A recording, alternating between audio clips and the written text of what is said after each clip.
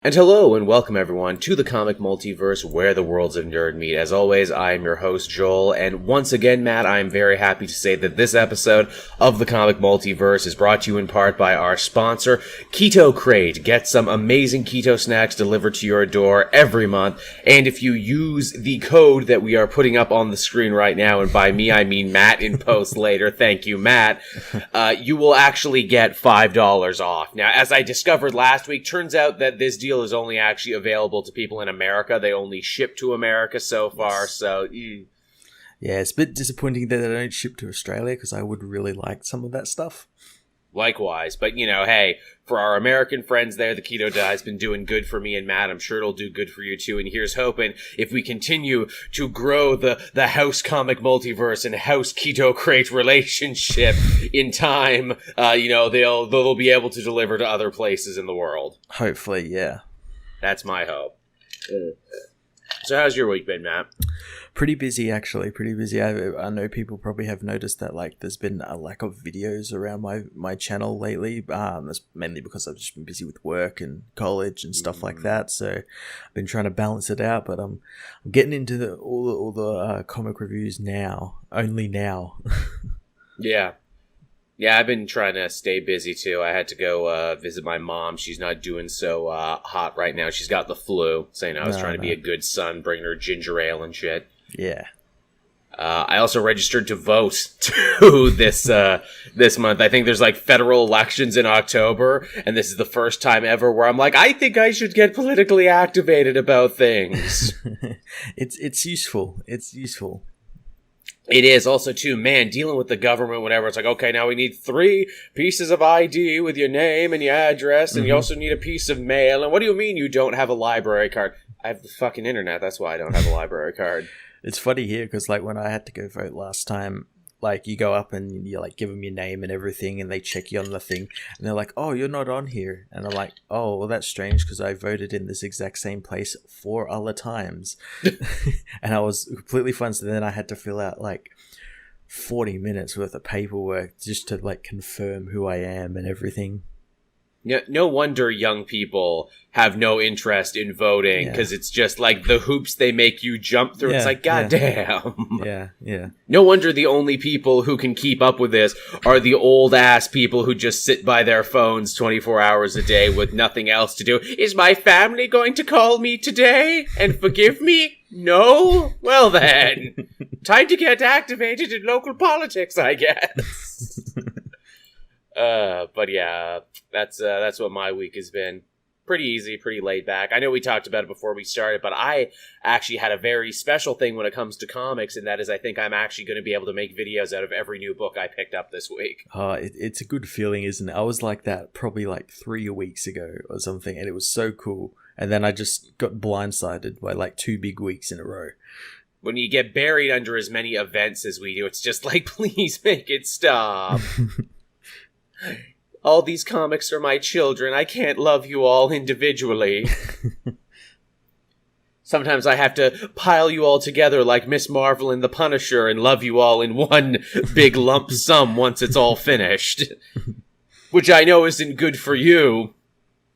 Because, individual issue sales are important. Can't always trade weight. Yeah. But yeah, so we actually also, too, have a fairly decent smattering of news this week. I was quite surprised. Yeah, across all genres of media, basically, as well. Yeah. There was a couple nice things all converging together, because DC put out their solicitations. There's some rumored Marvel solicitations, which I don't know why DC always gets them out first and Marvel always gets them out a couple weeks later. Yeah, it's so strange. Yeah, it always, to me, it always feels like they're trying to do it to, like, beat leaks. I guess so. Because I've noticed like all the big websites don't really bother with like the Marvel solicitations in terms of like leaks and stuff, but like you see stuff like Bleeding Cool get hold of them like a couple of days before and leak big stories and stuff like that. Or if they don't do that, it's just like, okay, here's what we've jerry-rigged together from what we already know. Yeah. And I'm like, God damn it, just put them all out together, please. Who is it hurting if you put it all out together? It's a hell of a thing. And also because D23 will be soon. this coming weekend, actually. Ooh, so we're going to have all sorts of Star Wars news. That's this coming weekend, and then through the week, I think, as we're recording this, or it might have been a couple of hours before, Gamescom has just started. Oh, right on. Usually some cool shit coming out of that. We're getting Avengers stuff, apparently. Hey, all right. Just sign me up for that. Sign me up for the Avengers. All right. So I guess speaking of Star Wars, I will let you take point on this, Matt, because you were, of course, my Jedi master when it comes to things like this, and that is the Obi Wan Kenobi project that has been in development forever. Turns out it's not going to be a movie; it's going to be a series now for Disney Plus. How do we feel, Matt?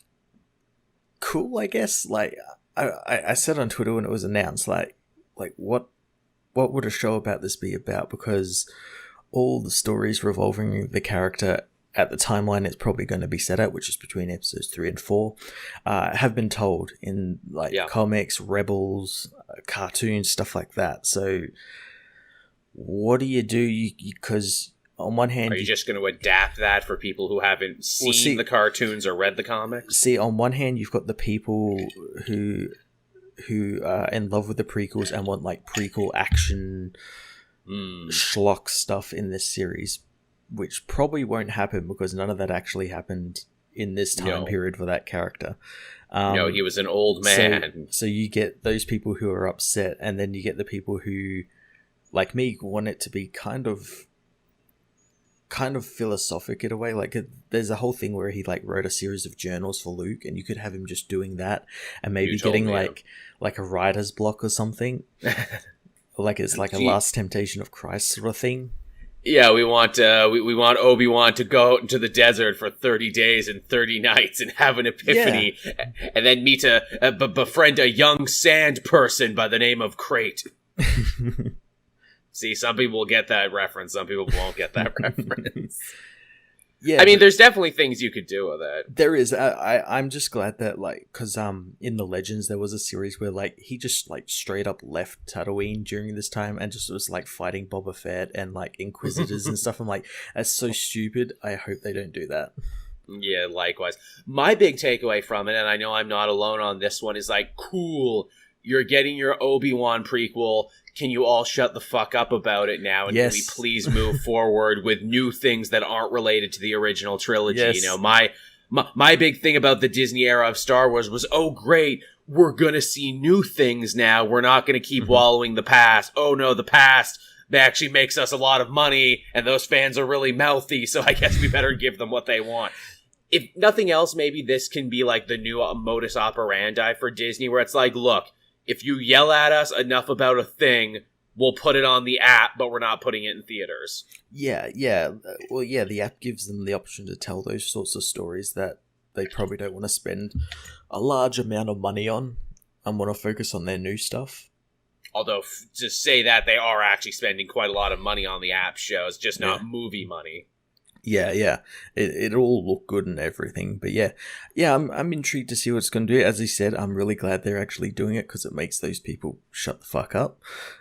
Although they'll probably move on to the next one. They'll want a Star Killer show or Jar Jar Binks show or something. I don't know. Or Boba Fett. And I'm like, you're getting Mandalorians. You're getting goddamn Mandalorians. That comes out soon, eh? It does. I can't believe that. This is like 2-3 months. I really cannot believe that's a thing. Yeah. And that we've actually seen some of the footage of it. It looks so good. It does. It looks really good. Man, I really just want more dirty, grungy stormtroopers and creepy German actors talking at Pedro Pascal, who never takes his helmet off. Just everything I want all together. But the other interesting thing about this is that they got McGregor back. They do, and apparently he's like, it's rumored that he might also be directing a couple of the episodes. Like, apparently it's going to be 6 episodes long, so it's a really mini series. So he might direct like the whole series or something. I'm totally down for that. I'm sure that was a great carrot to get him back and be like, look, do you want a director's credit on top of the lead billing? My favorite thing is that all the articles I read were like, oh, and they got the original Obi Wan Kenobi back, Ewan McGregor. I'm like, he wasn't the original. Yeah, they can't get. You mean they dug up Alec Guinness? They dug up the corpse their of like necromancy spell on him.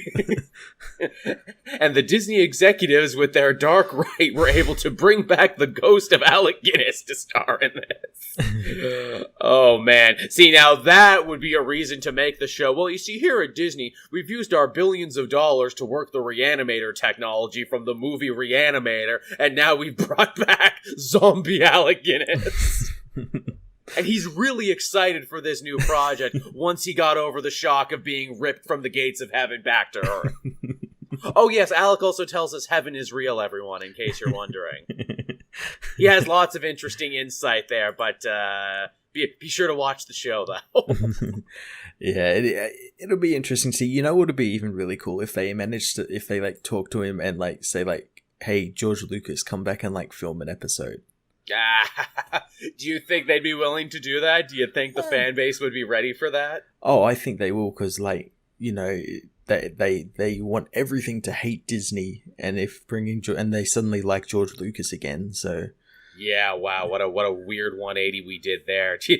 They'll bring him back, but you'll have to walk back his white slavers comment from before. Did I say selling Star Wars was like selling it to white slavers? I meant right on shavers is what they gave me for my beard, which is why I don't have one anymore. Thanks, Disney. Well, I don't know whether you see it, but like every now and then you see like those like wild conspiracy theorists about like Lucasfilm and all that pop up, and like people were saying like how like George still, he like wrote in his contract that he still owns the characters, and I saw that. And I was just like, that's ridiculous. I saw that article making the round, and I'm like, you gotta be really thick in the head to believe that. There was also another one where like Kathleen Kennedy and like all these other people got into like a big punch up in a boardroom and all that, and like, who the fuck believes this shit? The weird alternate history that some of the weirder, more obsessive Star Wars fans has made up is like really like fascinating enough to be its own movie, that they've got like these conspiracy theories within conspiracy theories. And they're like, look, okay, so everything with the park too. I'm sure you saw this. People being like, oh yeah, you know, the Star Wars park, it's not doing so good. Yeah, they're talking about turning it to an Aladdin attraction. I'm like, fuck off. No, they're not. Yeah, they only put like 25,000 people through the park that one day. Oh, that's not enough. Oh. You mean this thing that just opened, this thing that they're planning way long in advance for? Oh yeah, they're totally done with it right away. God, it's like, how stupid do you think people are? But then again, this is the internet, where every day I'm reminded just by going on Twitter how stupid people are. Oh yeah, I see people share Onion articles like they're real. Yeah. Well, the world is becoming more and more like an Onion article every day. I think it's a combination of stupidity and a combination of I reject your reality and supplement my own. And because this is the internet, I am more than capable of supplementing my own reality. Yeah. As myself, who was one guy? I'm sure I mentioned this before, but I got into an argument with one guy, about Guardians, saying, Guardians, it was a really unknown property before they made those movies, and part of the reasons, the movies were so popular is that they basically reinvented the whole thing from the ground up. I'm sure they'll do the same for Eternals. To have someone actually try and argue with me and be like, no, Guardians had a huge fan base, was a big reason as to why the movie did so good. I'm like, fuck right off. They were a dead property when the movie got announced. I was there. Everyone was like, Guardians what? And the only actual Guardians fans you heard it from were bitching and complaining that the costumes weren't blue. Yeah, they weren't like the Dan Abnett stuff. Yeah. So again, this weird, like, it's one of those situations where it's like, oh, you are actually following an alternate history. You are actually not perceiving reality the way I perceive it. This is amazing. This is like meeting a unicorn. Tell me more. What is this history like? Who's the president? What color is the sky in your world, man? Is the real question. What color is the milk in your universe? And don't say blue. Apparently it's the green milk is actually where it's at from all the people who have gone to the park. Apparently green milk is superior than the blue milk. You know what, Matt? See, we just got to keep pushing this Keto Crate sponsorship, because once we get enough, we will take the comic multiverse trip to Star Wars land. That's why everyone needs to get it right now, because it's going to get me and Matt to Star Wars. Man, did you see how... And we can say that when we get to the park. Man, do you know how many Keto Crates we had to hustle to get here? I want to meet Jabba. I want to meet him right now. I deserve it, goddammit. But sir, we don't fucking take me to Jabba. Oh man. But so yeah, there's your taste of Star Wars news, everyone. Make of it what you will. Yeah, I'm sure we'll get more of it as D23 rolls around. Oh, without a doubt. I'm sure we'll have a whole D20 themed show next week. Yeah. Next up, we actually got a little bit of sad news, and I'm sure this is something... Again, I will let Matt take the reins on this, because I'm sure he has way more feelings than I do. Krypton got the axe this week, only 2 seasons deep at Syfy. Not only did it get the axe, but the proposed Lobo spin-off also got the axe. Yeah, this was so disappointing to hear, like, because I had just finished watching this, because I watched the season 2 finale a day late. So I had just finished watching that, and it's like went to bed, then woke up and it's like, oh, it's cancelled. I'm like, oh, fuck right off. Yeah, you were really liking it. You were really championing and cheerleading that show. And I will admit, from what I saw and from what you told me, the costumes looked great. The villains looked better than they did anywhere else. I think what hurts me the most is that season 2 ended on like so many cliffhangers. Of course, that you're it does. Don't they always? Like, we got Adam Strange in his real costume. We're going to Rand. We're going to Sardath. All that stuff. We got Thanagarians. We've got Darkseid, the Omega Men. All these really cool things, we never might know. But people are saying that like the DC app are gonna like probably, or HBO Go is gonna bring it back, and I'm like, really? You're gonna trust these 2 things that cancel Swamp Thing before season 1 even aired because it was too expensive? Because Krypton wasn't cheap looking. It looked really damn good, and probably was really expensive. Yeah, don't put too much faith in the DC Universe app to save you, people. I know everyone's like, but it saved Young Justice. Yeah, multiple years down the line after a nonstop campaign by fans to get it back is the thing. And even then, when you did get it back, it was noticeably cheaper. But I think if nothing else, what this Krypton story really communicates to me is that we are heading into an app-dominated future for superhero shows. If you do not either get started on an app or are supported by an app, like how Netflix supports the CW shows, you're not going to make it. Yeah, no, because that's just the thing. I agree with that as well. Like, it was a sci-fi show. Sci-fi are notorious for canceling like the good shit like couple of seasons in. Did we not say there where it's like, Gotham ran for multiple seasons and we were shocked, like, who's still watching this? Meanwhile, Krypton, which was good, got canceled after 2. That's the thing, like, yeah, they're effectively both the same shows. They're a prequel series, nothing to do with the main character of what they're based on. But, like, Krypton did it so much better. Yeah. So much better. Crazy to think. And I mean, it's because you think about it now, with Krypton gone, there's no other DC shows now at any other network. It's just all CW dominance. Yeah, which is a shame. There's that Pennyworth's on. Oh, we keep forgetting about it because, like, who gives a shit? Yeah, but that one's gonna be canceled though. So I don't know whether it will though, because it's by the same. I think it's meant to be a prequel to Gotham, which was already a prequel. Oh, fuck off! I think so. People were asking me, "Hey Joel, did you watch Pennyworth?" No, I have shit to do. Why? Why would I even bother? No, I had to wash my hair that night. No, I'm not watching. I had to watch the paint dry. Although, again, too, like we said, like Gotham, it might run for 5 fucking seasons for all we know. Yeah.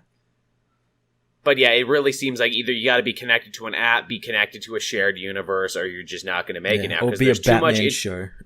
Or be a Batman show. Bat privilege, as they say on Twitter. He's got the bat privilege. They get to break all the rules. But yeah, I mean, if you're not part of a connected universe, there's just too much goddamn entertainment right now and too much to absorb, where it's like, look, am I going to potentially need this to understand something that happens in a movie later? No, then I'm not going to watch it. I'm not going to waste my time. Yeah, which is a shame, because like the thing is, like, they could have easily like somehow connected this into the CW universe, because they had introduced time travel and alternate dimensions and stuff, Phantom Zone stuff and all that. So yeah, I don't know. Maybe might do something with it. You never know. That's a bummer. Bummer too. We lost out on a potential Lobo show, because I wasn't watching Krypton, but you bet your ass I would try and watch the Lobo show. Oh! The episodes he was in Krypton were amazing. He was so damn good in that show. Nice. See, I would have liked that. I just want Space Dog the Bounty Hunter is what I want. Hey, bro, you gotta go with Zerny and Christ, bro. Also, give him a doggy. Give him a doggy like he has in the comics. Give him a bulldog to sit on the back of his flying motorcycle. That's all you need. I guess the problem with Lobo, too, is that he doesn't have a lot of, like, runs that go together. They're all, like, really just disjointed, anarchic adventures. That's true. Well, you could... That might make the show a bit better. Like That's it true. allows you to be a bit episodic. more... Yeah, and it allows you to do a bit more with the character, because there isn't, like, a really set-in-stone foundation for him. True. Man, they're trying so hard for Lobo and nothing's ever come from it. Guy Ritchie was supposed to make a movie forever. They were talking about giving him a spin-off show. Lobo just can't catch a break. Yeah. It has to do with the comics as well. They keep changing him in the comics. That's true, they do. He's a hero. No, he's a bad guy again. He's this Edward Cullen-looking guy. We don't know. Yeah, now he has a daughter, but she might not be his daughter or something. Oh, is that the story they're doing? I haven't given a shit about it. I don't know. Yeah, I don't know. His daughter, Crush. Also, remember Kid Lobo? There was Kid Lobo for a bit. I try not to. There was totally a Kid Lobo for a bit. All right, moving on from here. So from two kind of talky stories, but that we ultimately felt good at the end of, here's a story we're only going to feel bad about. So the creator of Mouse, which I'm sure you've seen of, it's that comic about World War II and everything, as told through, where the mice represent the Jewish people and cats represent the Nazis and everything. Really popular thing. It's like they teach it in schools now, which blows me away. It's one of the very few comics they actually teach in schools. Well, guess what? The writer of that one, what's his name here? I just had it. Art Spiegelman or Spiegman? Yep. Yeah, he was supposed to be writing an essay for the Golden Age of Marvel collection, but they pulled his essay at the last minute from the book, and that is because he had some rather inflammatory comments for a certain American president right now, who we dare not name on the internet. But yeah, he had some very, very, very, I would say, true words to say about this guy. He called him the Orange Skull. He called him the Orange Skull, which again, we say inflammatory, but that's pretty easy, honestly, and that's kind of funny.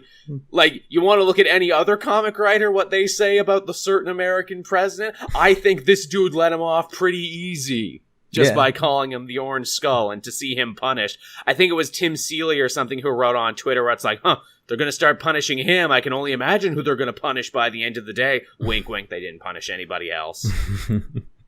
It's a little fucked up, too, to punish this 71-year-old man whose parents were killed in the Holocaust for, coming out against this dude. And then you're reminded, like, well, wait, who's the president of Marvel again? Oh, who does he support during the elections? Oh, this doesn't look or feel good. No. This is a big bad. This is a feel bad. Do you feel bad? Yeah, it's just so strange, especially like when you consider like a lot of, well, at least a lot of the Marvel books are like always kind of poking fun, and they're quite, they're diverse, they're kind of with the times and stuff in that sort of regard. So like for this to happen, it was just like so out of left field. Boy, was it, where it's like, you guys know you did a whole, like, summer event called Secret Empire, right? Which was talking about, evil forces that take over, beloved offices and mantles from the inside out. And before you know it, everything's topsy-turvy in America. Did we forget our reading comprehension? Did you guys forget you did that? Because you did that. Something tells me that the people, like, the higher-ups read that story for, like, its face value. Or it's like, oh, Captain America's evil. Okay. Cool. Yeah, cool. And just left it at that, or it's like, Orange Skull, that's inflammatory, even though it's, like, literally the least inflammatory thing. yeah, that's, like, nothing. But yeah, that's bullshit, and they should feel bad. The mouse dude is actually, like, pretty cool, and Mouse is pretty cool itself. It is, yeah. Check out Mouse if you haven't. That really sucks, and it has me questioning, like obviously, like, sales for this book are probably not going to be very, very good now.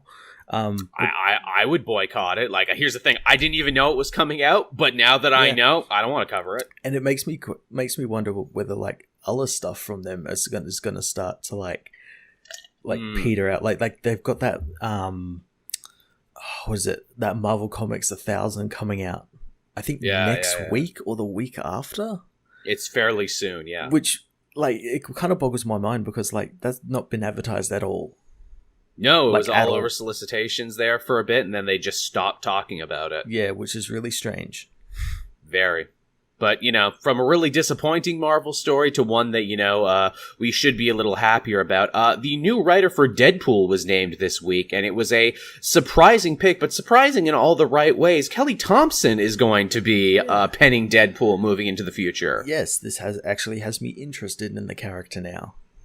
Yeah, obviously she was the woman who did Mr. and Mrs. X and a bunch of other ones. You know, she's no stranger to writing mutants and no stranger to writing Deadpool. I know myself personally, when I was done like that 5-year-long epic run from Jerry Duggan, I'm like, okay, I don't need to read any more Deadpool because no one's going to be able to top this for a while. And even though, you know, Scotty Young did his thing for that whole run in between, in the back of my mind, I'm like, meh, kind of an obvious pick to pick a funny guy to do the book here. And apparently that's what it was. It was just, you know, like, haha, comedy slapstick. This is interesting. I'm like, okay, this is a lady who knows story structure, who knows arcs and everything. Okay, I want to check out Deadpool now. Yeah, Deadpool actually probably, like, returned to those Jerry Duggan days where he was a bit more than just a punchline or, like, someone who'd show up and say memes.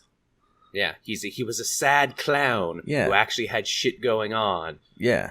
And yeah, I'm interested to see where this one goes. I'm reminded too, and of course everyone online was quick to, you know, jump on and be like, hey, you know, Gail Simone actually got a big, you know, boost in her career after writing Deadpool. And, you know, a lot of people, you know, kind of position Thompson as that next great female creator of her generation. So, you know, hey, let's see where this goes. Yeah, I'm looking forward to seeing that. It would be cool to read, like, a Deadpool book that's actually interesting again. Yeah.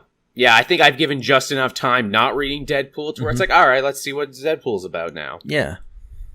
Even though it's funny there, it's like, okay, add another Marvel book to the pile because I don't have enough right now. Man, it's getting so sad when I, like, go to the store and I'm like, okay, that's 2 DC books. That's only 2, and that's 12 Marvel books. Yeah, it's getting there for me as well. Like, this week I only had a couple of, and it was mostly Batman-related stuff. But yeah, then I look over at my my Marvel pile, and it's just getting bigger, It's the complete opposite of where we were like 5 years ago at the height of Rebirth, where it's like, okay, all these Rebirth books and a couple Marvels. Yeah. It's crazy how shit changes. It really is. And hey, speaking of another new Marvel book, which I question if it'll end up in either of our pull lists, to coincide with the brand new Jared Leto movie, Morbius is getting a brand new solo series. I don't give a fuck. Neither do I. I really don't care. No, Morbius is not a solo character. He's never been a solo character. He's had runs and none of them have lasted. Yeah, this will be no different. It'll end after, 6 issues or something. Yeah. Who's writing it? Someone you've probably never heard of. Yeah, or they'll get a special person, special writer, special guest writer on for the first couple of issues and then dump it onto someone else. as I was reading it, again, the name of the person writing this escapes me, but their basic deal is, they've written some backups, some fill-ins, and some annual anthologies. I'm like, so your trial by firing this poor person is like, hey, if you can get Morbius to sell, you can join the club. This is your hazing. That's the new, that's the final trial whenever you go work for Marvel. You do all these backups, and it's like, hey, you want to become a real writer. Now, make Morbius a compelling character who sells books. Look, you can either do that or we can whip your ass with towels as part of the hazing. Most people picked the towels. You picked writing Morbius. I was thinking about this too. I actually guested on a show this week, and we were all kind of kicking around the ideas like, how would you make Morbius interesting? And the thing that hit me is like, well, do what Donny Cates did with Venom. And that is barely actually right about Venom at all, but right about the entire universe around him. So, like, okay, Morbius is a vampire, but he was created by science. You also got Dracula and all these other vampires who were created by magic. Is there, like animosity between them? What's the history of vampires? And you could do maybe, like, a, like a racial subtext to it or something, where, like, they see him as maybe a less than. Yeah, because, he just manipulated his own genes to turn himself into a vampire. Also, what's the history of vampires like in the Marvel Universe? I don't think anyone has ever written that in stone yet. No, I don't think they have. I imagine, like, maybe Jason Aaron will get there with his vampire stuff, but yeah. Bring in like some other villains who also happen to be vampires, and bring in like what is it, Frost from the Blade movie or something, and be like, all right, what is the history of vampires and how does Morbius fit in, if at all? Mm-hmm. That's what I would do. Yeah, that'll actually be pretty interesting. Yeah, see Marvel, if you want good pitches, just come to the Comic Multiverse. We'll help you out. Yeah, Joel ain't taking a towel whipping. No. All right, Morbius, but mainly because I'm so soft and I'm so easily whipped by towels. Hey, man, when Jason Aaron started working here, he did what you got to do to become a chief supreme justice there. You hold the cherry in your butt cheeks and drop it in the beer. Hey, we all had to do it. That's what you got to do if you want to become editor now. Akira Yoshida did it faster than anyone, they say. Very, very strong butt strength. Much butt strength. All right, so yeah, that's some new Marvel titles we got coming out. Here's some interesting stuff from the world of film now. John Wick director. They don't say which John Wick director. I think everyone forgets there was actually two guys who directed John Wick. I think it's Chad Streleski. The guy who was Keanu Reeves' stunt double. Okay, I was going to say, is he the Deadpool guy or the other guy? He's the other guy. He's the other guy. Okay, so the John Wick director who didn't direct the second Deadpool movie is going to be helping out with Birds of Prey reshoots, where I'm like, really? We're going back for reshoots already on this? Yeah. I guess so. I know reshoots in most recent times have become sort of like this boogeyman where, like, you hear a movie is going back for reshoots, which is perfectly like it's budgeted for that. It's gonna happen. It's gonna happen. But for some reason it's become like this like thing was like, oh, it's a movie reshooting, and sometimes that's true. Some like fucking Justice League, Dark Phoenix, all that shit, like New Mutants, all that sort of stuff. Oh, New Mutants ain't seeing the light of day. No. Well, apparently that's another thing, too, that came out this week. It's like, Disney is unsure about the future of New Mutants. I'm like, no, fucking shit, you're not. I wouldn't be either. Yeah, so, like, I don't know whether, like, that's good, but, like, yeah, they're bringing on, like, another director to do the fight scenes and stuff. Like, for me, that's a signal of being bad, but also good, because they're getting someone who actually knows what he's doing. Knows good fight choreography. But yeah, that also sends a message of like, oh, well, these are two directors with two radically different styles. How the hell is any of this going to mesh together? Yeah, that's the other thing. Yeah, their aesthetics are completely different. That also worries me, too, that they turned in a movie and their big takeaway was there's not enough action. Put more action into it. Yeah, and what does that say? Especially with, like, a movie that when you've got, like Batgirl and Huntress and Cassandra Cain. Although I'm hearing rumors that Cassandra Cain is basically, like, nondescript homeless person. Like, she isn't really, like, Cassandra Cain at all. Well, this is a movie where Black Mask does not wear a black mask, so What's he gonna? What do you think he's gonna wear? And again, that's Ewan McGregor as well. Oh shit! It is. Holy crap! What's he gonna wear in his stead? He's gonna have like a weird sex room, and he's gonna wear like a black domino mask thing. I reckon it's gonna be glasses, like thick rim black, like dark glasses. That's black, because that's realistic. Yeah, you had one job. His name is Black Mask. And he does not wear a black mask. It's like part of his like that. The reason he wears that is because he doesn't like people seeing that he's like horribly disfigured. Yeah, that also funny too. Black Mask has like a special tie-in coming out soon for You're the Villain this coming week apparently. Yeah, and like I'm not gonna say like, oh, Black Mask could make or break the movie, because let's face it, Roman Sionis is not a very interesting villain. There's a reason. No. He never really goes to the next level. He basically is just the costume, and this movie's idea was, hey, let's get rid of the one defining characteristic he has. That'll be fine. Everything's fine. Yeah, I don't know how to feel about this movie. I'm not really interested in it, mainly because they're shoving Harley Quinn in it, who has no point being in the Birds of Prey. She's not in the Birds of Prey.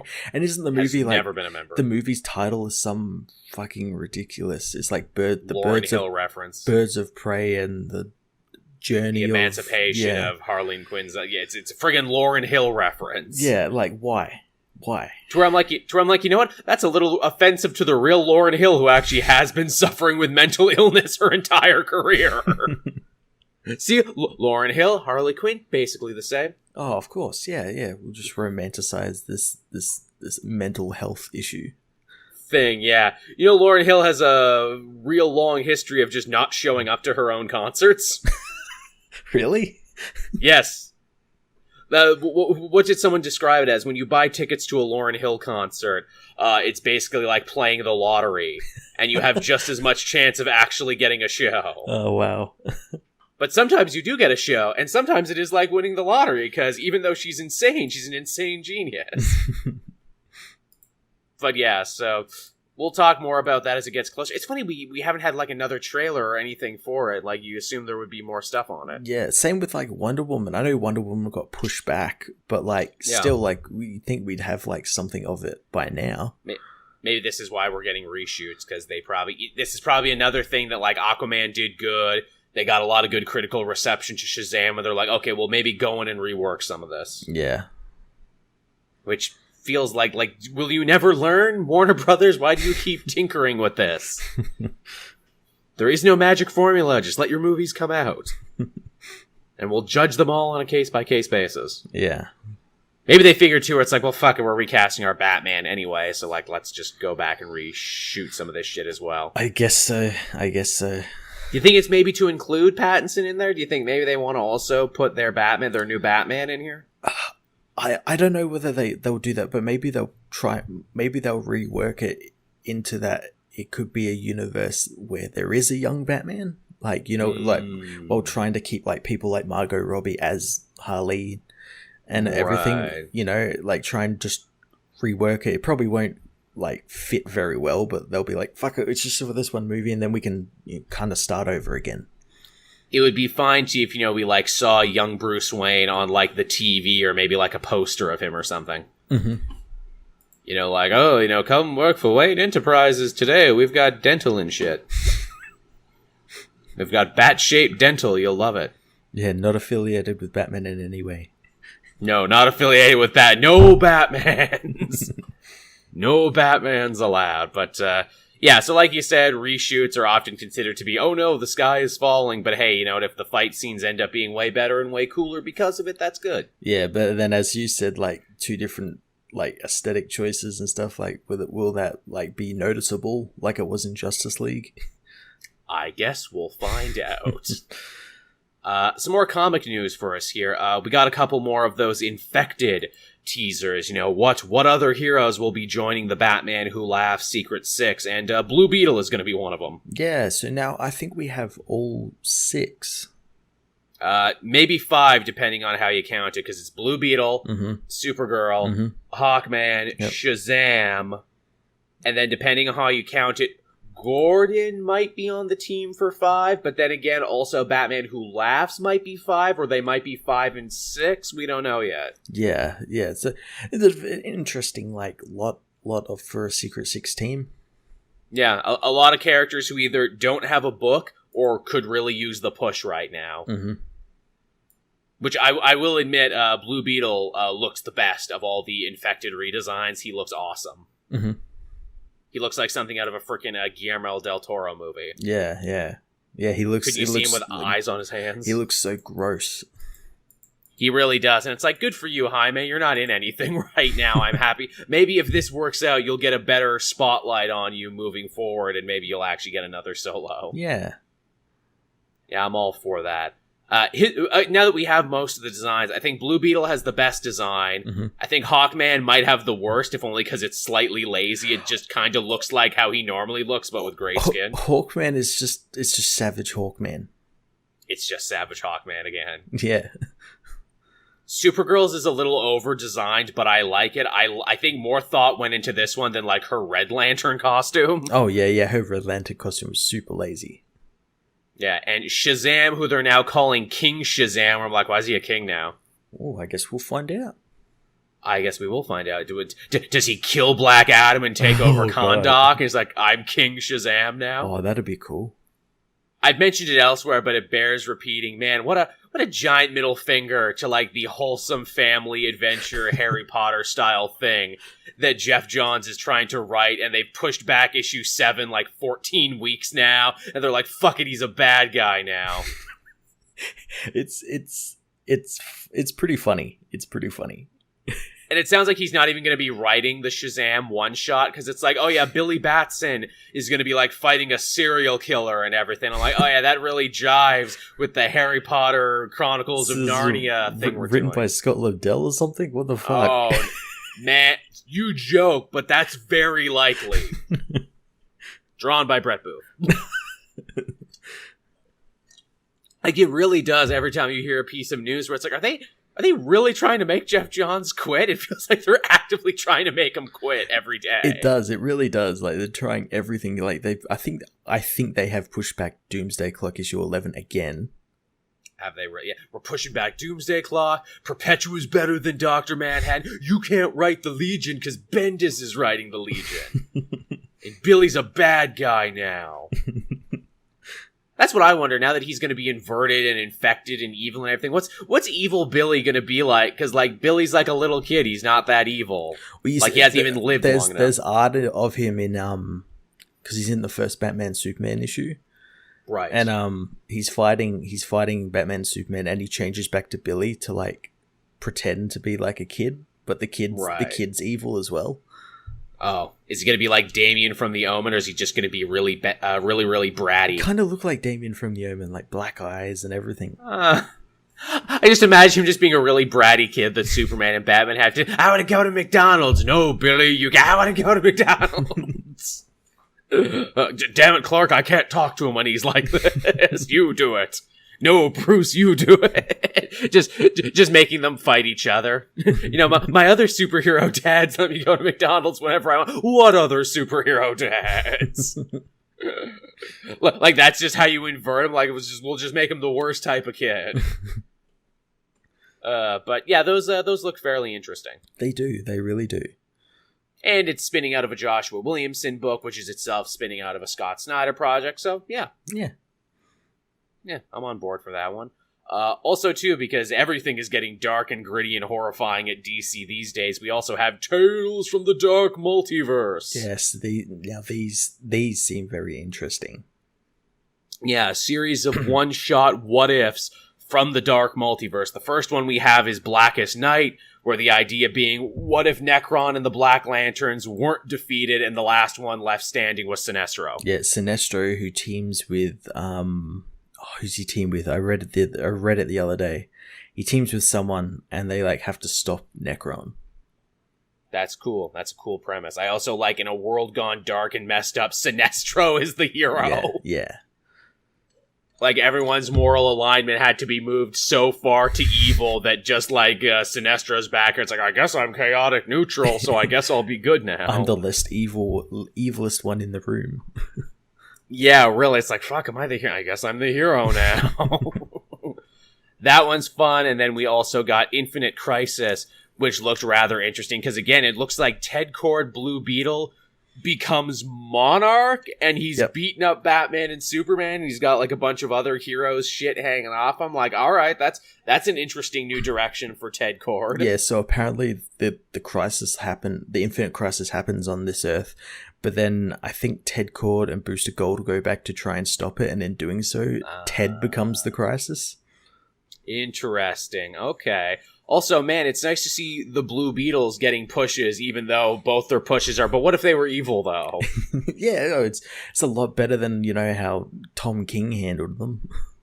That's true. At least they're doing something kind of interesting. And I've always held the idea, too, that every version of the Blue Beetle was kind of underrated in their time, where it's like, look, if they put their mind to it, they could really mess shit up. And clearly Tim Seeley and these other writers agree. That's like, yes, they could indeed mess shit up. Yeah, oh yeah, totally. Because they're like Batman, basically.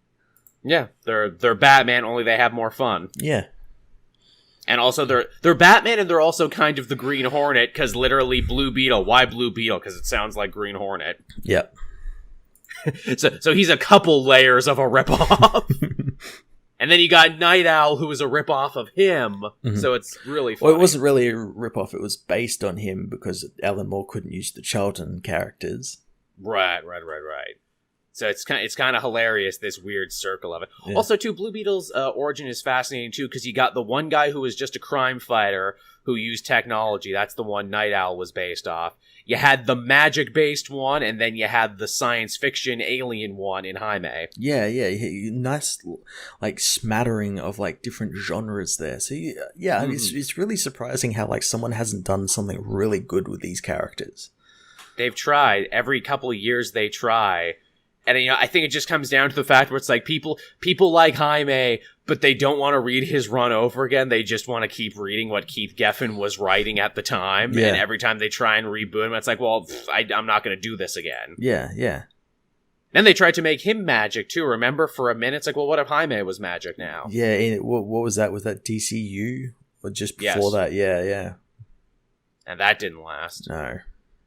Remember, Dr. Fate was helping him out, and Ted Kord was helping him out? Mm-hmm.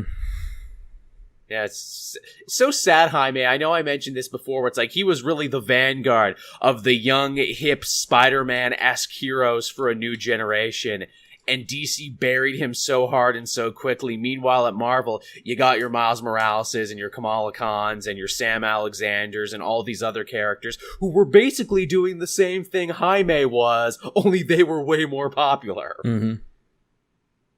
That's what Blue Beetle needs to do. He needs to jump to the Marvel universe where he'll fit in way better. That's the thing. He just needs to go, can I be a champion? Sure. That's what he needs to do. He just needs to hop universes. Yeah, he can take on, like, he would become Blue Locust or something. Sure. There's already a red Locust on the champions, actually. Yeah, just making the blue one. Yeah, and she's like, motherfucker, you stole my gimmick. No, I didn't. I get my powers from aliens. Where do you get yours? Alrighty then. So, ironically, from one cosmic type rant to another one, Grant Morrison's Green Lantern run is coming to an end very soon, and a lot of people assumed once it was done, it was over. No, he's sticking around, actually, and he's doing something so wonderfully insane and so wonderfully Morrison. I'm making the Green Lantern Corps go away, and once they're gone, I'm replacing them with the Dark Stars. Yeah, so this is actually, I think it's spinning out of what he did in this first arc for the Green Lanterns, which is when they fought the Black Stars. But what he's basically doing is he's having them somehow rewrite history so the Green Lanterns never existed, and and these Black Stars were, like, in their place. So Hal, instead of getting a Green Lantern ring, gets a Black Star mantle. That's amazing, and I'm sure people are like, will this affect Jon Stewart in Justice League? No. No, of course not. No. No, because none of these books affect each other. We just let our prima donna writers write whatever they want, and it's up to you, the fans, to figure out where any of this takes place. You do our work for us. You do it for us. You make your own comprehensive timeline. It's tiring to make our own. No, but this is a really cool, really Morrison idea that's just so big and huge, and being like, you know what? I think my name can sell this book so hard. Get Green Lantern off there. It's the Dark Stars now. It will work. Like, it's super interesting, and the stuff he's been doing with the Black Stars and the Dark Stars and all that sort of stuff is like super cool. Like, now they're led by like a woman vampire who's from a planet of vampires, and Hal had to like become one. You have to go to the planet of the vampires and past like the spooky cemetery and stuff like that, and all this like weird shit. It's very Silver Age. All of his shit is just like super Silver Age weirdness. Yeah, or as well as that, like he's bringing back loads of Silver Age like characters, like as villains. Like he had like one of the first villains Abin Sur fought like as a villain in his most recent run. He's bringing back like Hal's girlfriend from the Silver Age and stuff like that. Yeah. Which I know ticked a lot of people off, because it's like, wait a minute, where's Carol? Why did she just show up? She was in there for one issue. He like stopped by her house, and everyone got mad over nothing. Yeah. But yeah, it's pretty cool. It's been such a cool run. Like at the moment, he's like dealing with the Green Lanterns of the multiverse. So you've got like the Batman Green Lantern. You've got the one that's basically just him, who smokes a lot of weed. You got the one from what was that? The one that's like the Spectre looking one. Oh, right, because Hal Jordan was the Spectre. Yeah, the one that actually carries a lantern, all those sort of stuff. I'm still just thinking of Weed Lantern.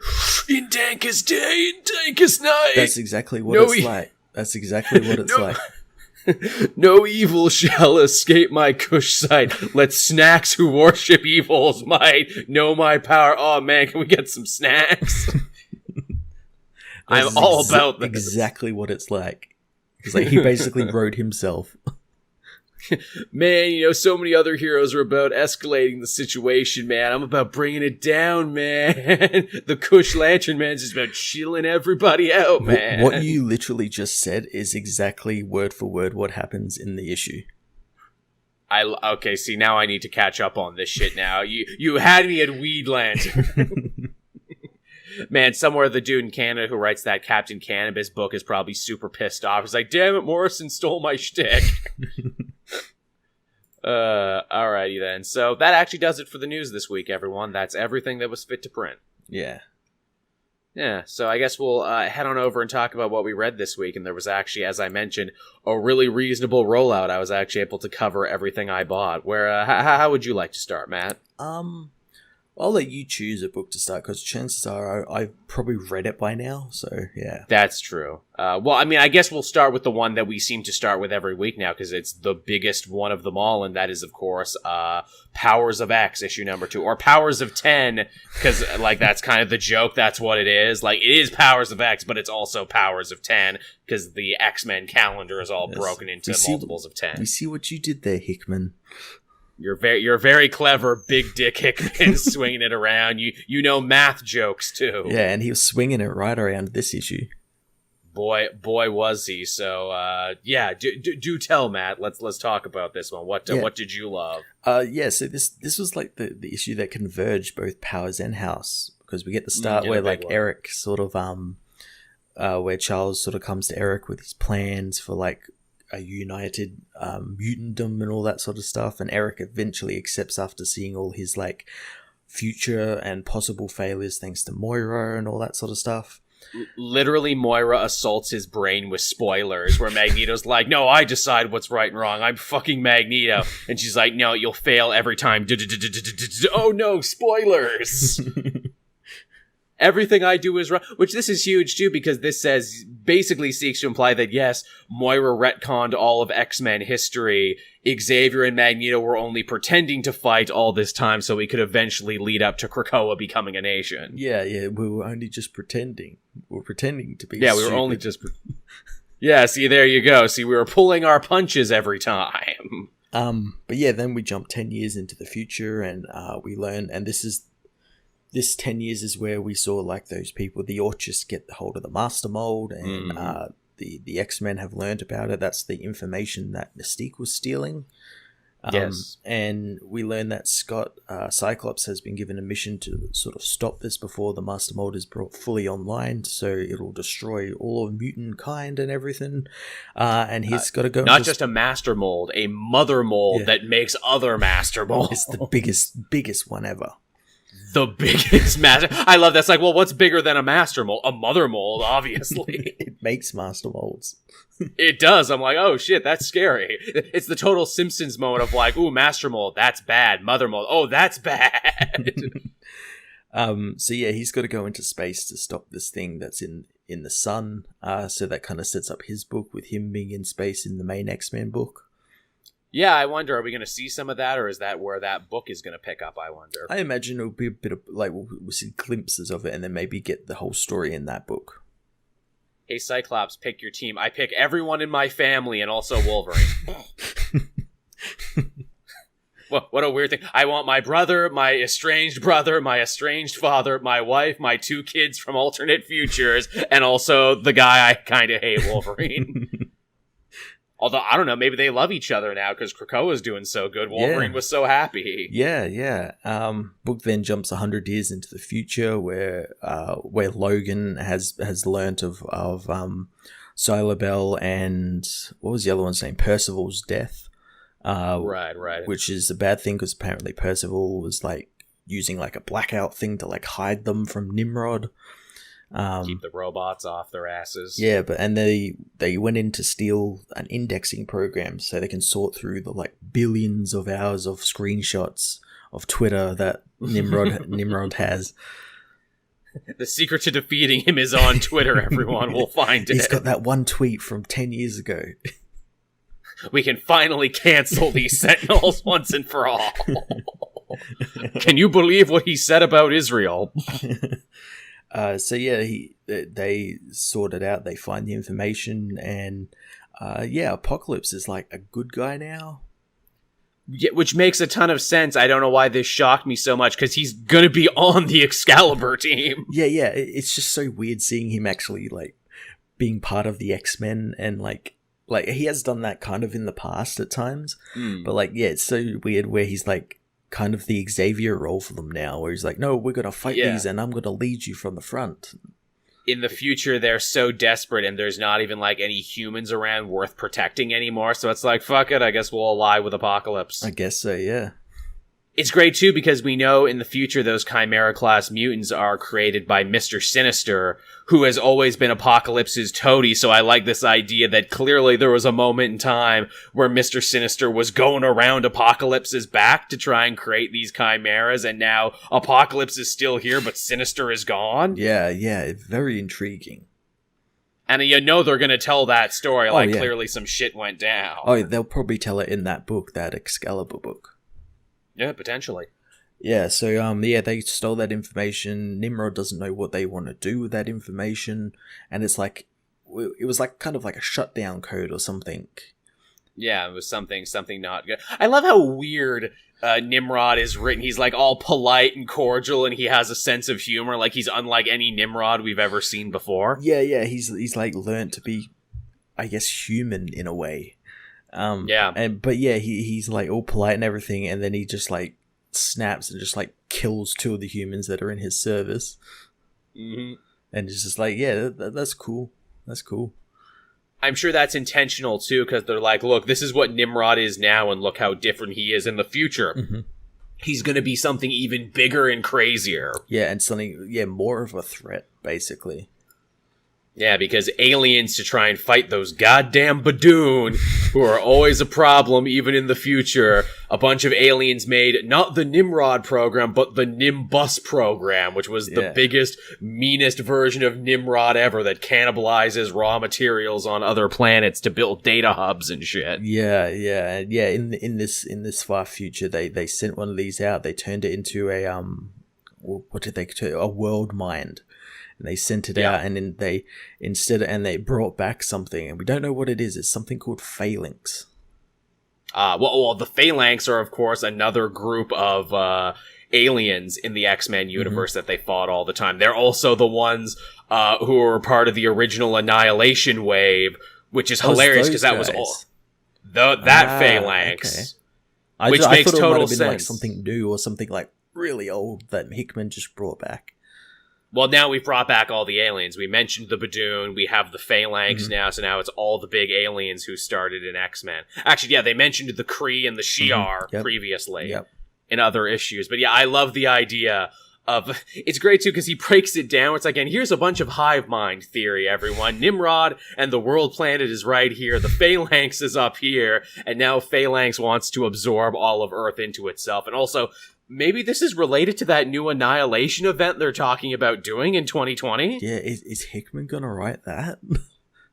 I mean, he already recycled the name Secret Wars for his Avengers big event, so it wouldn't shock me at all if he's like, yeah, let's do Annihilation 2020, and it's an X-Men event.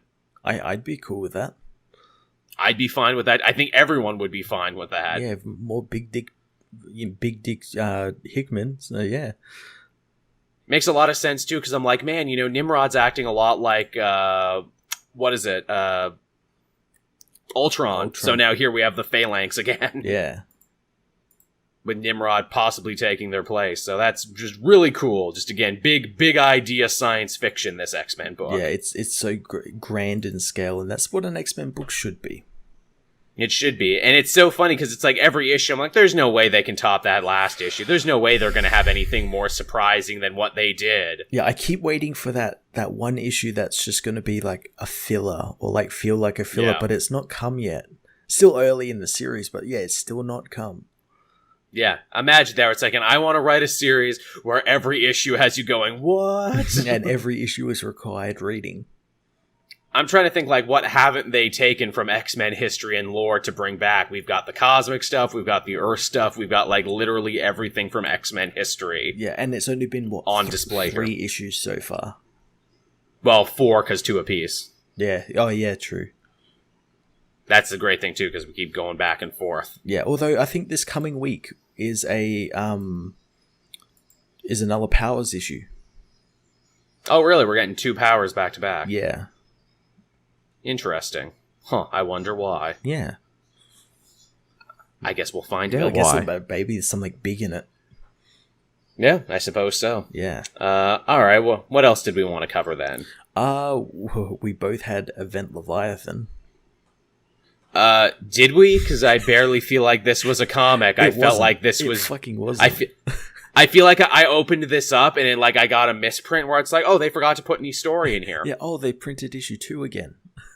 Yeah, they literally just printed issue 2 again. I almost feel like we got to make a special award for how much nothing you could put in a book, because there is a shocking amount of nothing in here. Yeah, so we're at the halfway mark of this 6-issue book, and we don't know anything new. Like, they just keep reiterating the same things over and over again. Not only do we not know anything, but the heroes don't know anything. In fact, they just sit around in the Fortress of Solitude and talk about how little they know and how they have no leads. Yeah, and how somehow, from one thing Jason said, apparently Leviathan has daddy issues. That changed everything, and I love that, like, all the heroes, we can't catch Red Hood. Red Hood's so good, we can't catch him. Then Lois is like, would you like to answer some questions, even though you have no reason to answer questions because we insulted you, accused you, and then tried to chase you and beat you up? Would you like to answer some questions now? Yeah, and he's like, yeah, sure. Yeah, sure, why not? I love to talk. I love to hear the sound of my own voice. Yeah, I didn't do it because they want you to think I did, because I thought about this once. I told you this last issue. Yeah, I'm the perfect fall guy, don't you know? Also, don't look at any of the actual evil stuff I'm actually doing in my own book, but I promise I'm not Leviathan. Yeah, totally not Leviathan. You can trust me. I like, too, that Damien just blames him apropos of nothing out of the blue. Like, I think Jason did it. And everyone's like, cool. That's just him stirring shit. Just him causing shit, where it's like, friggin' Jason took my cake from the fridge one time. So fuck him, I'm gonna set him up for this. I'm gonna sprinkle small amounts of crack on his costume to really make him look guilty. But yeah, That'll show. They end up talking. The thing I mentioned before about the father issues was like so ham-fistedly put in. Like they're just talking, and then suddenly Jason just is like, "Oh, how's your relationship with your father?" Like, where the fuck did that come from? Yeah, it really does come out of left field. God, I hope it's not Roy Harper, even though, like, this really strengthens the theory that it's going to be Roy Harper. Because Green Arrow is so omnipresent in this series, and in fact, he stops Batman and Robin from attacking Jason so he can keep talking to Lois, and that fact is never brought up or mentioned ever again. Yeah, it's just so strange. And then we get, like, Waller, who bugged the Fortress of Solitude, has been listening to this conversation, and no one knew. Yeah, no one, because apparently, like, the tech can be hidden from Kryptonian tech, which doesn't make much sense. Is goddamn ridiculous. But yeah, she's been listening, and she escaped from the Bermuda Triangle to, like, Mexico or something. I assumed. Yeah, and then Leviathan confronts her. She seems to know who Leviathan is, never hints at who it is. They hint at, like, his mask maybe doing some... Sounds a lot like Karma's mask from that Detective Comics run. Or Spiral, where they, like, block it out. Yeah, but she doesn't tell him who he is or who he seems to be, because Superman decides to show up. I love Superman is in this story so little. This story spun out of your book, Superman. Yep. And he's just so not interested. He's like, meh, Batman and Lois will handle it. See, that's the problem with this. Like, it's all well and good to be able to tell, like, the stuff in Action Comics is really interesting stuff, but when you start doing, like, big event stuff, and you have to take Superman out of the equation, because he can just fix everything, like, straight away. Mm-hmm. And Bendis has wrote himself into that corner. Mm-hmm. Boy, has he ever. Yeah. Man, this was boring. Yo, totally. I am convinced he doesn't even know. Or it's either he doesn't know who Leviathan is and hasn't come up with a good enough person or scapegoat to who it could be. So we're probably going to get another Armageddon fiasco where it's changed at the last minute. Where Captain Atom, who was the bad guy of that, was changed to fucking what's his name? Hawk from Hawk and Dove. Yeah, Hawk. We'll get something like that, or it's editorial constantly changing, like, things, although that's probably not the right thing, because, you know, it's Bendis. He gets to do whatever the fuck he wants.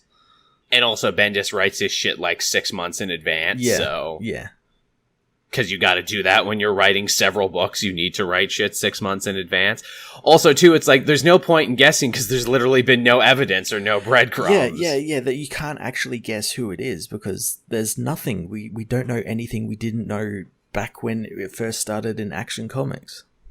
It's kind of amazing. You wrote a mystery with no actual mystery in it. Yeah. Oh, I bet he thinks he's so fucking clever. Like, oh, no one has guessed it yet. It's disappointing because it's like, dude, you started out writing neo-noir mystery fiction. Like, you know how to tell a mystery story. Why are you choosing not to? Again, this should have been a Batman story, not a Superman-related story. You know what I'm sure it is? I'm sure he looked over at what Tom King was doing with Heroes in Crisis. It's like, well, if he's not going to try, I'm not going to try. If he's literally going to tell a mystery. Yeah, if he wins Eisners for not trying. Yeah, then I've been working way too hard all this time.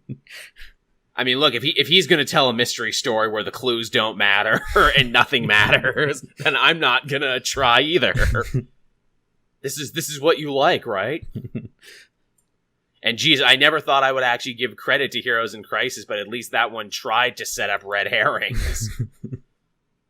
This one doesn't even try and do that. No, it just, like, makes you think that, like, this character is it, but then, like, on the same page, you find out it isn't. Yeah. There's no tension or anything. It's going to be so ridiculous when we find out who it actually is. Oh, it'll be, like, completely, what's the word, like, it won't matter at all. In the grand scheme of things, it won't matter at all. It was me, Amanda Waller's father, who we never talk about. It was Amanda Waller. Wouldn't that be some shit? Oh, right. You know, because Amanda Waller's behind everything. Yeah. Like this issue, she's behind every superhero and every spy organization, apparently. Mm-hmm. Which, you know, that's fine when she's written competently, because that's always been the joke, where it's like, oh yeah, she's so corrupt and so dirty, Amanda Waller, her left hand doesn't know what her right hand is doing half the time. Yeah, they're in so many pies. Yeah. Yeah, Leviathan's going to be like a stupid robot or something. Yeah, so an AI, OMAC or something. Exactly. I was created by Amanda Waller to run all the spy organizations, but, I went corrupt and, she pulled the plug on the project, so really Amanda Waller is my mother and my father, and that's why I'm angry. Yeah. Shit, man, I think we actually wrote a better conclusion, I'm sure. Let's refer back to this and see if we wrote a better conclusion or not. Yeah, oh, we most certainly did. Yeah. 100%. Speaking of Batman, I had Detective Comics number 109 this week. I did too. 1009. I did too. This was a fill-in issue with a cover that was a fucking lie. What a massive lie this cover was. Holy goddamn shit. I actually want to talk to you about this because I think I mentioned last week, or it might have been on Twitter, but we were meant to have Superman and Supergirl this week. We never got it because they recalled the issues and told distributors to destroy them and all that sort of shit. Because they no longer represented the content of the book. Yeah. The cover apparently that was bullshit. That was like a cover story, because apparently it was, these books are done like weeks and months in advance in printing and all that stuff, and they still managed between both issues, which were again literally the same issue, like we had in that Supergirl Superman crossover a couple of issues ago. Apparently they fucked up Lightning Lag's ethnicity across the books. Yes, I heard this. I actually, with that other podcast that I guested on Comic Ground, they actually mentioned that. I'm like, okay, that actually makes so much more sense. But also, why did you lie about it? Yeah. Oh, because it seems like, oh, hey, we messed up this character's ethnicity. Oh, some of you were excited because you thought we were being progressive with the Legion of Superheroes. Oh, no, we weren't though. Oh, now we look racist, don't we? Because we're literally erasing a black man. Yeah, see, that's the thing that, I think he was meant to be a white character, and then, one of the shading or something. Yeah, the shading or something went wrong on one of them, so it was portrayed as a black guy, and then they couldn't go back on that because they'd look racist, so they had to, kind of double down on it. So, now all the stuff that has him in it has been pushed back, so they can change it. So now you both look incompetent and like liars. But how do you not pick up on something like that? Because these books are put in like weeks and months in advance for printing and stuff like that, and bound to be sent off and everything. How do you not pick up on that?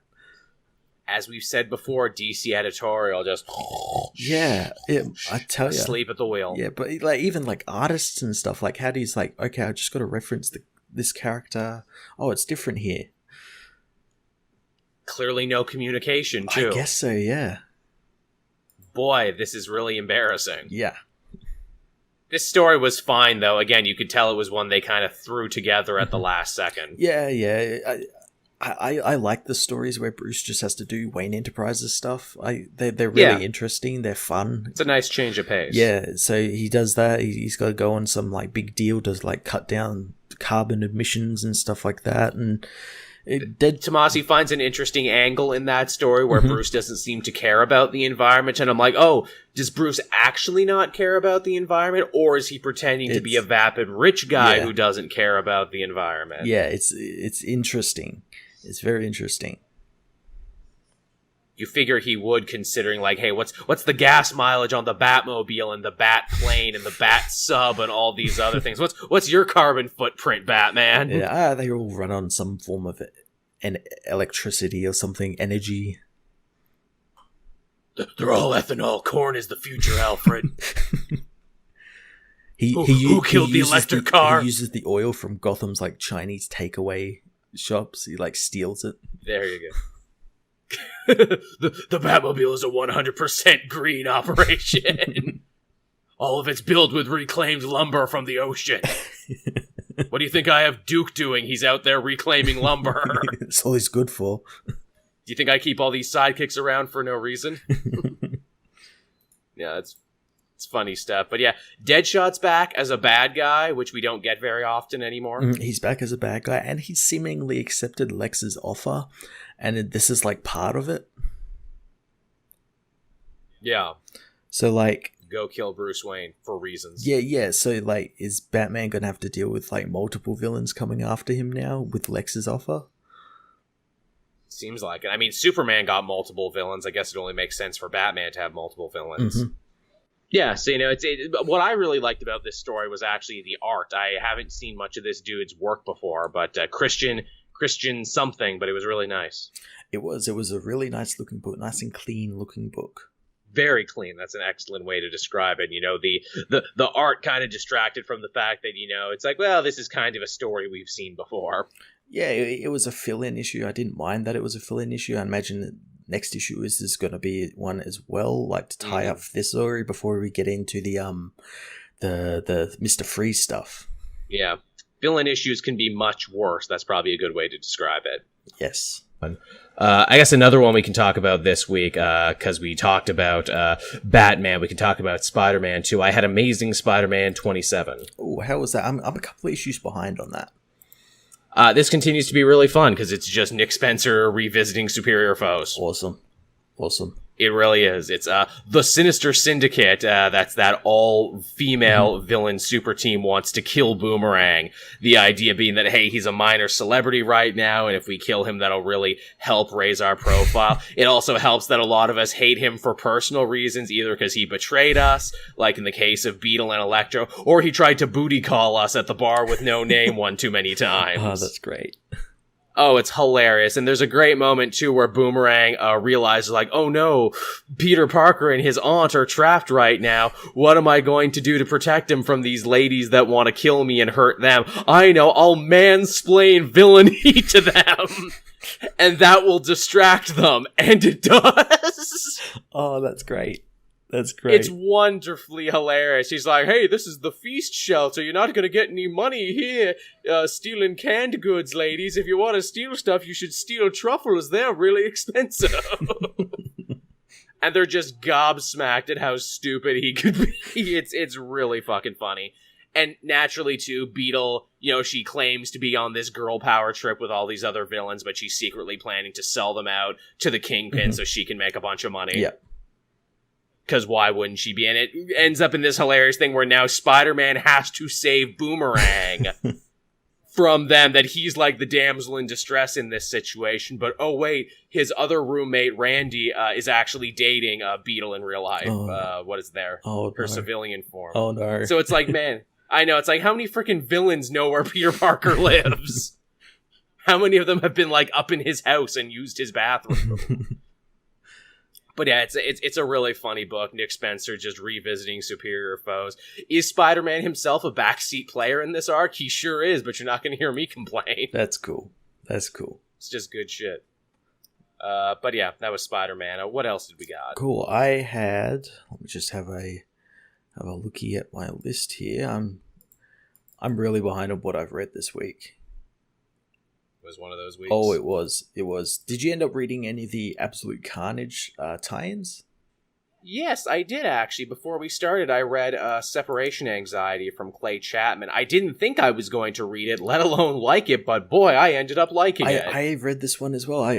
Because I was like looking at like how many like tie-ins there are, and there's a god-awful amount. Yeah. But I picked this one up on a whim, and yeah, it was really cool. It's genuinely dark and scary and uncomfortable, and just like, wow, I would not expect Marvel to actually sign off on this, because basically you follow around a child, her parents are getting a divorce, which, is uncomfortable enough, and then she has the terrible luck of taking in a dog that just so happens to be the host for the 4 remaining Life Foundation symbiotes. It's basically The Thing. It's literally the Thing. They run from room to room. There's a bunch of stuff with like a makeshift flamethrower. Yeah, it totally is that. Yeah. They take in the dog. Yeah, it was so cool, and it was gross as well. Like lots of, like again, like The Thing, like weird alien things bursting out of the dog and everything. It was cool as. Mm-hmm. the redesign work on the Life Foundation symbiotes is great because they too are being touched and corrupt by Null. So they've got like the weird red spiral on them. And the whole deal is that they need 4 new hosts so they can get to New York because, well, that's where everything's going down. Yeah. It's really cool. It was just like a cool one shot. Are we getting other one shots like this? Because I know we've got Scream this week as well. I haven't read that one yet. That was Cullen Bunn, which I actually wrongly say in my review that was also Clay Chapman. But yeah, we're getting Scream, which I think is actually a 3-issue mini, and then we're getting a couple other 3-issue minis. I know Red Goblin is a one-shot. I think it's a mix of like 3-issue minis and one-shots. Oh, okay. I'm upset that this is a one-shot because this one was really cool. Yeah, it was a fun setup where I'm like, okay, well, where do they go after this? This weird Texas Chainsaw Massacre family of symbiotes. Yeah. I'd want to follow these guys on their road trip to New York. It's also like a lovable loser underdog story because no one likes the Life Foundation symbiotes and they all suck. Yeah. So the idea that they're like, oh, we gotta be where the action is. God's coming back, everybody. But yeah, just really, really workman-like horror. And I, of course, no surprise that when I researched this dude, he's actually written a bunch of horror anthologies. Oh, wow, really? Yes. Okay. So that's why they picked him for this. And yeah, man, he made a fan out of me. He made me genuinely feel disturbed reading a Marvel comic, which hasn't happened. Yeah, it was like shocking, like how gross and visceral this book was. Definitely. And just like the subject matter, too, of like, okay, your POV character is a little kid who cannot defend themselves and who is completely helpless. And here's the thing, too. Sad ending. Yeah. I kept reading. I'm like, okay, well, who's going to come in and save them? Okay, well, who's going to come in and save... No one comes in and saves them. No. Like, literally no one comes to help. And I'm like, fuck. There's even some cannibalism in here. There is, yes. It's really fucking dark. But fun, too. It's not necessary. It's not necessary to understand Absolute Carnage, but if you want a good horror story, pick this up. Yeah, I'm hoping that's what like a lot of these one-shots will be, like horror stories, like set around the Carnage story. Same. The idea being that Carnage coming back has reactivated all the symbiote and symbiote, adjacent, thank you, that's the word I was looking for, characters. Yeah. I guess keeping on the Marvel train right there, I had Invaders #8 from Zdarsky. Ooh, how's this going? Continues to be one of the most hidden gems at Marvel right now. Everyone is sleeping on Invaders, and you're all going to be so upset because it's really great. I keep meaning to keep picking it back up because I was going to do that when it originally started, but then it just like fell into my pile and disappeared.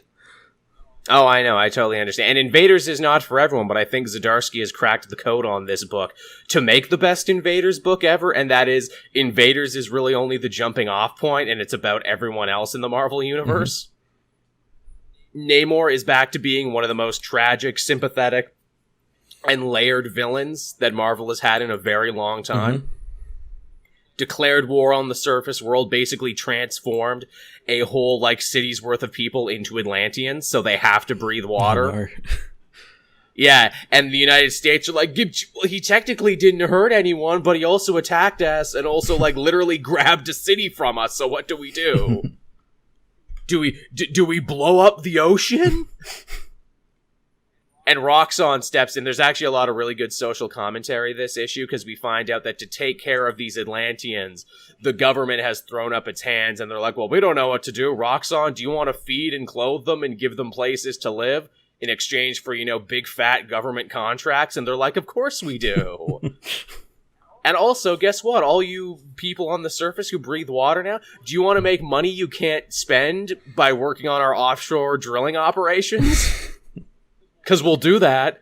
And then when the president's like, I think we should nuke the ocean, Roxxon's like, fuck no, you're not. If you want to, actually get elected next year, that's not happening. Because guess what? Now that we have an inn in Atlantis, we're going to take it for all the resources we can. It's funny how, in that conversation, Roxxon came off as, the most level-headed. It's like... Yeah, exactly. It's so, backwards. Yeah, don't nuke the ocean. There's money to be made there. It's great too. Namor actually wants to talk to Bucky, And he's like, hey, unlike Captain America and Jim Hammond, they're afraid of getting their hands bloody and everything, but not you, Bucky. We're of a kind, you and I. And Bucky's like, well, I also know what it's like to have my mind tampered with, and I know you're basically dealing with Fishman Alzheimer's right now because Xavier fucked with your head back during the 60s. Oh, that's cool. It is, and we get his point of view where he's like, yeah, Xavier, he tried to help me with my rage. He took my old war buddy, Tommy Mackin, and he put him in my mind to basically be like my counselor to make sure I didn't go nuts on everyone. The only problem is I kept burdening the Tommy in my mind with all my darkest ideas and fears, which means my psychiatrist went crazy. Oh, Jesus. And it's basically all these years been whispering in my mind, kill them all, Namor, kill them all. No, I don't want to. Okay, fine. Then I will enact a whole plan to get Atlantean sleeper agents inside the U.S. Navy, and I will try and steal some mutant DNA to turn Earth breathers into Atlanteans, and this will all be part of a plan, and you don't have to worry about it, Namor, because you won't even know about it. Me, your subconscious, will be doing it. Oh, jeez. It's friggin' nuts. I love it. Oh, that sounds awesome. It's really well done. And then Sue Storm shows up. Oh, nice. Yeah, because they're like, okay, well, fuck, who knows him better than the Fantastic Four? I think we better go ask the Fantastic Four for help. Oh, that's cool. They can't help because he also has the Serpent Crown now, which is a weird holdover from 60s Marvel that makes him stronger, can create illusions, and also means no one else can tamper with his mind. Oh, wow. Which means no one can fix his mind now. So there's just a big Alzheimer's-ridden Namor threatening to take down the whole world with him. It's wonderful and it's insane, and more people should read it. I had one more book, too. Cool, I got a couple more, and you mentioned the Fantastic Four. I had Fantastic Four issue 13. Right, this is the big Hulk thing rematch, isn't it? Yeah, this is like a two-parter issue, starting last issue where Ben and Alicia went on their honeymoon.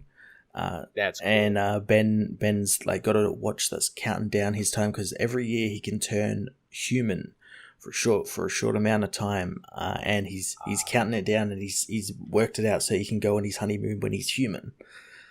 That probably helps for the sex, I would imagine. Yeah. So he's like counting it down and everything, and then the Hulk shows up on this island, and we learn that the Hulk is being controlled by the Puppet Master. Ooh, right, who's Alicia's father. Yes, because back in the when Ben approached him for his acceptance into like him marrying his daughter, Puppet Master said yes, but Puppet Master was being controlled by Alicia, and he's getting I remember that. I actually read he's getting kind of revenge on that on them for that. So he's controlling the Hulk, and the Hulk is brilliant because the Hulk kind of wants it to happen because he sees obviously Ben as like a rival because he's strong and everything, and he's like, maybe I want this to happen so that I can like beat you again. And they is Hulk Devil Hulk like from Immortal? Yes, it's the Immortal Hulk. Oh, cool. Yeah. So they end up fighting and everything, and all while this is going down, Ben has like 30 seconds left on the clock before he changes human, so he's got to end the fight quickly, and he ends up ending the fight, but he ends up like badly hurt because he punches Hulk so hard that his rock skin like breaks apart and falls off. Ooh. So yeah, he ends up beating him and beating the Puppet Master, and he wakes up weeks later, so he's missed his honeymoon completely. And yeah, it's kind of sad, but at the same time, Alicia's like, we've got our whole life ahead of us to start a family. That's sweet. then the issue ends with like Hulk breaking into the raft and like crushing Philip Masters' hands, and then there's the implication that he does a bit more to him after that. That's a very Devil Hulk thing to do. You know, dumb Hulk wouldn't know what to do, but Devil Hulk's like, no, I'm playing a much bigger, nastier game now. I cannot have this happen. Break. Yeah, it's just so cool. He just like breaks it and is like, I'm going to do more to you now. Yeah, really. I don't know if you've seen what's been going on in my book, but I fought the fucking devil. And also God might be interested in me too right now. he's gonna go punch God in the face. Yeah, I cannot have the puppet master screwing with all of this right now. This is so below my pay grade. Oh, that sounds really fun. Yeah, it was a really cool, like, 2-issue story. Right on. That's good. Yeah, I had one more. Miles Morales Spider-Man. Now, this was a very clever issue. Yeah? So, Miles got kidnapped a couple issues ago by a group who may or may not be acutely aware of the Ultimate Universe. Ooh, okay. And may very well be doing experiments on him to try and figure that out. And his parents are freaking out because he's been gone for like 3 days. And they know even as Spider-Man, he's never gone that long. So Jefferson has to team up with Uncle Aaron to go get him back. Oh, that's cool. It's a great brothers teaming up story. And of course, the mom blames Aaron right away, saying, oh, he was talking to you when he disappeared. This is all your fault and your criminal friends. And Aaron's like, no, I actually am trying to be good now. I actually am on the straight and narrow. Oh, okay. But seriously, though, to get him back, though, hey, Jefferson, can you get your old S.H.I.E.L.D. stuff out of the closet? And also, we're going to need to go to the black market because I need to buy a new Prowler suit. Oh, jeez. Which he does, and hilariously, it has a cape, which, it has a cape, but it's not like the one from the movie. He also doesn't have lightsaber fingers, but the idea is just like, yep, he's the new Prowler now. Even though supposedly Hobie Brown showed up again this week in the Tom Taylor Spider-Man book and was Prowler. Oh, okay. So fuck it, we have 2 Prowlers now. One has a cape, one doesn't. Okay. But yeah, they have a great thing. They work together, they brother it up. They save Miles, who is really fucked up. They were, like, torturing him for days. He can't even stand. And even then, they send a bunch of dudes to fight them, and they get a great moment where, like, 3 generations of family are fighting together, only for the bad guys to be like, meh, this isn't worth it anymore, and then they just leave. So they save Miles, but it's, like, the limpest victory, where it's like, oh, we didn't win, they just left. And the ultimate takeaway is that this has repaired the relationship with the brothers now, so now Uncle Aaron can be in Miles' life more. Oh, that's cool. It was a very sweet ending, a nice story. And, like, hey, for the first time ever, wait, did a Spider-Man character actually get their martyred uncle back? That's nuts. That never happens. Oh, just wait till next issue. That's the thing, because I know they tried to write Uncle Aaron's importance out of continuity, and be like, no, it was this other kid who died that made Miles want to do what he wanted to do. And now they're like, no, now they're back together. Well, they could always just kill him again. Yeah. I hope they don't. I like the idea of Aaron being alive and trying to, be a good role model for Miles, but also still feeling the pull of his criminal life. It's good shit. That's cool. Yeah, it's good shit. Cool. The last book I had was Flash issue 76. Oh, yeah, the coming of Captain Cold again. Yeah, so this issue sees Flash return to Central City and talk with Wallace and Avery, who aren't too happy to see him since the last time he left. He left, like, kind of out of nowhere, and he was kind of a jerk to everyone when he went off to find the forces.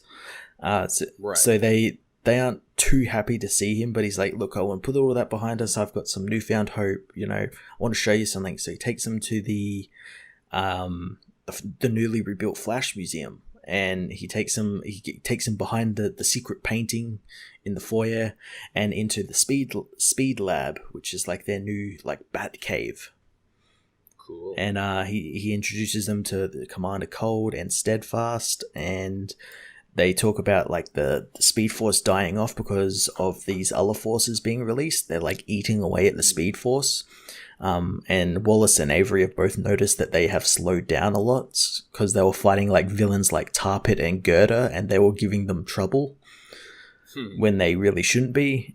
So they decide to sort of band together and sort this out, and Flash just wants them all sort of under one roof to have like a Team Flash sort of thing. I like it. Yeah. Meanwhile, in Barcelona, Mick Rory's like burning the shit out of some cops, and like Captain Cold arrives, and it's really interesting.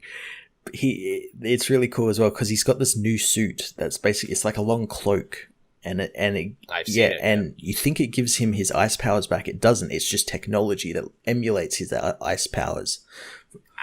I like that better. And Mick even points that out as like, hey, you got your powers back. And he's like, nah, I just got like upgraded tech from Luther. And it's like, speaking of which, here's this huge fucking flamethrower that Luther made for you. Go burn these cops more. Love it. So he's like going around recruiting the rogues.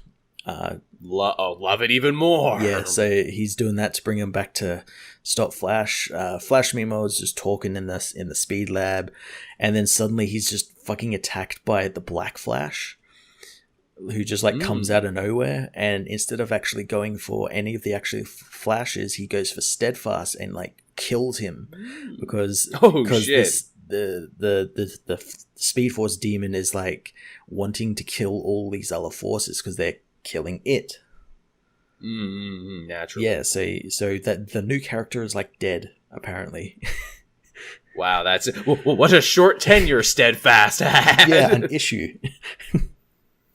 But boy, they really raised the stakes on this one. Yeah, so it's going to be very interesting to see, like, because obviously the Black Flash wants to get rid of these forces. So does Barry and all that. Will they team up? Will they be opposing forces? Very intrigued. Yeah. That sounds really fucking cool. It does. It's so fucking cool. I'm down for all that. One day I will catch up on this Flash and be happy. So yeah, is that it for us? Is that everything we have this week? That is everything.